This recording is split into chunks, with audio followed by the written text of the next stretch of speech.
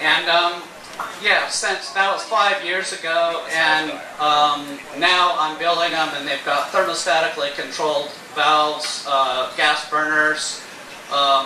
It's got a tray that you can cook with barbecue coals if you want to, and you know, the only thing it doesn't have is a Chevy motor. So yeah, I'm heading to China tomorrow, and I'm going to have all the parts manufactured in a factory over there, and then shipped back to New Zealand, and we're going to start selling the barrel barbecues along with our wine.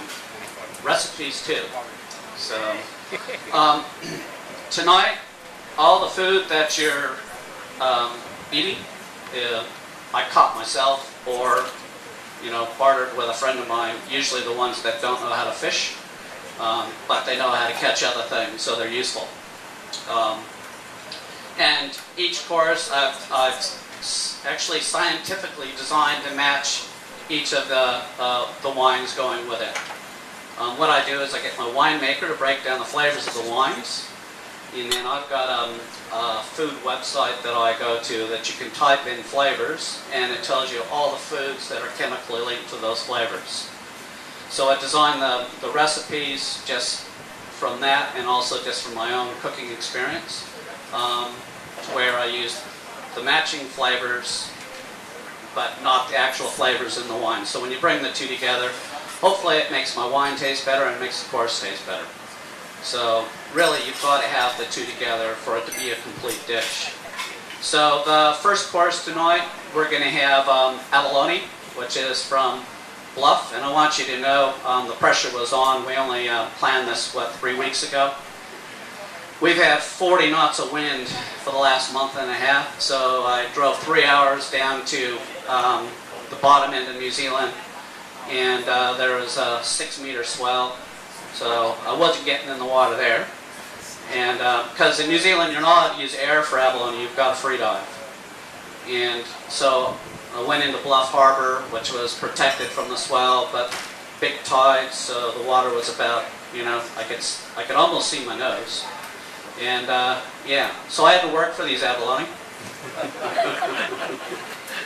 And then after that, we've got, and that's going to be matched with our Riesling, which is an off-dry style. I'll talk about it once they bring the course out. And then after that, we've got marlin and hapuka kebabs with over an eggplant puree with a chipotle chili dressing, which we make that ourselves. So we slow cook we make a chili jam in the barrel that we slow cook for about 30 hours. And I actually made this in New Zealand and brought it over. And then mix it with some yogurt and a few spices and stuff like that. So that's matched with our Pinot Gris, which is also a off-dry style. And then the third course is salmon, which I caught at the salmon farms, but not in the salmon farm. What happens is the little salmon get out of the nets, and then they hang around because they've got all that wonderful food to eat. And then, you know, we just go out there in the morning or the evening with soft plastics, and it's pretty good. When it's on, it's on. And that's served with our Pinot Noir Rosé, which is a dry style, and it's a purpose-made rosé. And the salmon's got a Pinot Noir glaze on it, and it's served with a fennel slaw. Then after that, we've got two pests in central Otago, birds and rabbits. The birds, we net the vines to keep the birds out of there, and the rabbits, well, we've got other means for controlling those, and here are our means tonight, meaning we shot a few about 5 nights ago, and it's on the menu. So, but anyways, the rabbit I've wrapped in prosciutto. I've stuffed it with a cornbread stuffing, which you get all that in New Zealand too. And then it's got a blue cheese caper sauce that goes over the top, you know, and it's served over a spinach puree. And also with that course, we've got wild venison, fallow deer, which I didn't get myself. That's a friend of mine who doesn't know how to fish. And with over a portobello mushroom, and then I've made a onion relish to go over that. And you're going to be asked later to guess the secret ingredient in the relish, and these two No, sorry, you don't count. And one other over there. You're not allowed to say anything because I already told them. And then the last course is, and that's served with our Wild Earth Pinot Noir, which is 100% from my Bannockburn vineyard, and that's our flagship wine, and that's the ones that win the awards every year. The last course is going to be Merino lamb.